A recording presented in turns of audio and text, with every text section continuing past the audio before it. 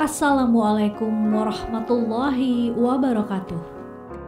Di dalam Al-Quran, Allah Subhanahu wa Ta'ala melarang para hamba untuk iri atas anugerah yang dilimpahkan kepada orang lain, karena setiap manusia telah diatur masing-masing nikmatnya sesuai dengan apa yang mereka usahakan. Larangan ini tepatnya tercantum di dalam Quran Surah An-Nisa ayat ke-32 yang kali ini menjadi bahasan kita. Bagaimana bunyinya? Mari kita simak bersama-sama. Bismillahirrahmanirrahim. Wala tatamannaw ma faddalallahu bihi ba'dakum ala ba'd. Lirrijali nasibum mimma iktasabu walinnisa'i nasibum mimma iktasab was'alullaha min Innallaha kana bikulli syai'in alima. Dengan menyebut nama Allah yang Maha Pengasih lagi Maha Penyayang. Dan janganlah kamu iri hati terhadap karunia yang telah dilebihkan Allah kepada sebagian kamu atas sebagian yang lain. Karena bagi laki-laki ada bagian dari apa yang mereka usahakan, dan bagi perempuan pun ada bagian dari apa yang mereka usahakan. Mohonlah kepada Allah sebagian dari karunia-Nya. Sungguh Allah Maha mengetahui segala sesuatu. Ayat ini turun untuk menjawab pengaduan Ummu Salamah, salah satu istri Rasulullah Shallallahu Alaihi Wasallam yang merasa Islam menomorduakan kaum wanita. Ummu Salamah ingin mendapatkan pahala jihad sebagaimana para lelaki, namun wanita tidak diperkenankan ikut ke medan perang. Dan perihal harta warisan pun hanya mendapat setengah dari bagian warisan yang diterima oleh kaum laki-laki. Ummu Salamah berkata, kaum pria bisa ikut berperang, sedangkan kaum wanita tidak. Kami pun hanya mendapat setengah dari warisan yang diterima kaum pria. Allah Subhanahu wa Ta'ala lalu menurunkan Quran Surah An-Nisa ayat 32. Sementara dalam kitab Lubabun Nuqul, Imam As-Suyuti menyebutkan ada riwayat kedua setelah Ummu Salamah, yaitu riwayat dari Ibnu Abbas. Diriwayatkan dari Ibnu Abbas, ia berkata, ada seorang perempuan mendatangi Nabi Muhammad, lalu ia berkata, wahai Nabi Allah, bagian waris bagi laki-laki seperti 2 bagian waris perempuan, dan kesaksian 2 perempuan sama dengan kesaksian 1 orang laki-laki. Apakah kami dalam amal juga seperti itu? Jika kami melakukan suatu kebaikan, maka dituliskan untuk kami setengah dari kebaikan.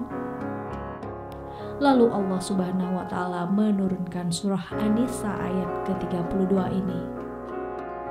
Iri hati yang dimaksud ialah ketika tidak senang terhadap karunia yang Allah berikan kepada orang lain, atau menginginkan agar pemberian tersebut hilang atau berpindah. Dalam pendapat yang lain, ada yang mengatakan iri sebagai dosa pertama dalam maksiat kepada Allah Subhanahu wa Ta'ala, baik di langit maupun di bumi. Di langit ada iblis yang iri kepada Nabi Adam, Sedangkan iri di bumi adalah peristiwa Habil dan Qabil. Lain waktu nanti kita bahas terpisah kisah Habil dan Qabil ya. Surah An-Nisa ayat 32 menghimbau umat manusia untuk menjauhi iri dengki terhadap kelebihan yang Allah berikan kepada sebagian makhluknya agar hatinya bersih. Bahkan dalam ayat sebelumnya, yaitu surah An-Nisa ayat 30 dan 31, Allah telah mencegah mereka dari memakan harta secara jahat dan dari melakukan pembunuhan agar sisi lahir mereka bersih. Jadi inti pokoknya adalah sama-sama mencegah orang beriman dari perbuatan yang diharamkan agar bersih lahir dan batinnya. Selain itu, setelah di dalam ayat-ayat sebelumnya, persisnya di ayat ke-11 surah An-Nisa, Allah mengunggulkan bagian waris laki-laki di atas bagian waris perempuan. Maka ayat An-Nisa 32 ini hadir untuk mencegah masing-masing laki-laki dan perempuan mengharapkan apa yang dimiliki lawan jenisnya, karena hal itu akan menyebabkan timbulnya hasud atau iri, bahkan kebencian. Secara ringkas, Imam As-Suyuti menjelaskan bahwa maksud dari surah An-Nisa 32 ini adalah melarang orang dari berharap mendapatkan nikmat yang ada pada orang lain, baik nikmat yang bersifat duniawi maupun yang bersifat ukhrawi, supaya tidak ada sikap saling iri dan saling benci. Laki-laki mempunyai pahala dari amal yang dilakukannya seperti jihad dan lainnya. Demikian pula perempuan mempunyai pahala dari amal yang dilakukannya seperti contohnya ketaatan terhadap suami dan menjaga kehormatannya. Ulama Quraisy Syihab turut menerangkan bahwa masing-masing hamba memperoleh ganjaran atau nikmat berdasarkan amal yang mereka perbuat, baik laki-laki maupun perempuan. Seperti kaum pria telah Allah Subhanahu wa Ta'ala tetapkan untuk melakukan pekerjaan berat, misalnya disyariatkan berjihad. Demikian pula wanita diperintahkan dengan tugas-tugas yang lain yang juga mulia. Keduanya tidak perlu saling dengki atas amal yang dilaksanakan satu sama lain, karena balasan Allah tidak terbatas pada amalan tertentu saja. Banyak perbuatan yang dapat membuahkan pahala yang begitu besar. Contoh, menunaikan ibadah haji yang lebih dianjurkan bagi perempuan daripada berjihad. Juga perihal warisan. Wanita janganlah iri kepada kaum pria yang memperoleh bagiannya 2 kali lipat, sebab pendapatan perempuan bukan hanya bersumber dari warisan, tetapi juga dari suami, di mana mereka diberi mahar dan dicukupkan kebutuhannya oleh para suami. Selain itu, kita ketahui juga terkadang wanita mengalami haid atau menstruasi, nifas, dan semisalnya, sehingga puasa dan sholatnya tidak sempurna seperti laki-laki. Namun demikian, menarik sekali sabda Nabi Muhammad SAW yang mengatakan, "Sungguh bagi perempuan hamil dari kalian terdapat pahala lelaki yang berpuasa dan ibadah qiyamul lail. Kemudian ketika kelahiran datang kepadanya, maka tidak ada seorang pun yang mengetahui berapa besar pahalanya. Lalu bila ia menyusui bayinya, maka dengan setiap hisapan air susu ia mendapatkan pahala menghidupkan nyawa orang." Luar biasa ya. Menurut Imam As-Safawi, adapun hal-hal di atas diperinci seperti ini. Yang pertama, bila berharap nikmat milik orang lain beralih kepada dirinya atau dengan harapan nikmat itu hilang dari orang tersebut, maka harapan tersebut termasuk iri yang tercela. Iri yang tercela ini jelas disebut dalam ayat lain, yaitu Quran Surah An-Nisa ayat 54 yang artinya, Ataukah mereka dengki kepada manusia atas anugerah yang Allah berikan kepadanya? Bahasan yang kedua, bila berharap mendapatkan nikmat seperti nikmat yang ada pada orang lain, tanpa harapan nikmat itu hilang darinya, maka hukumnya menjadi dua. Yang pertama, bila nikmat itu diharapkan berupa ketakwaan, kesolehan, atau menginfakkan harta kepada kebaikan seperti yang bisa dilakukan oleh orang lain yang kita hendaki, maka hukumnya sunnah. Terus hukum yang kedua, bila nikmat yang diharapkan itu berupa harta, maka hukumnya mubah atau boleh. Misalnya kita ingin kaya seperti orang yang kita kehendaki.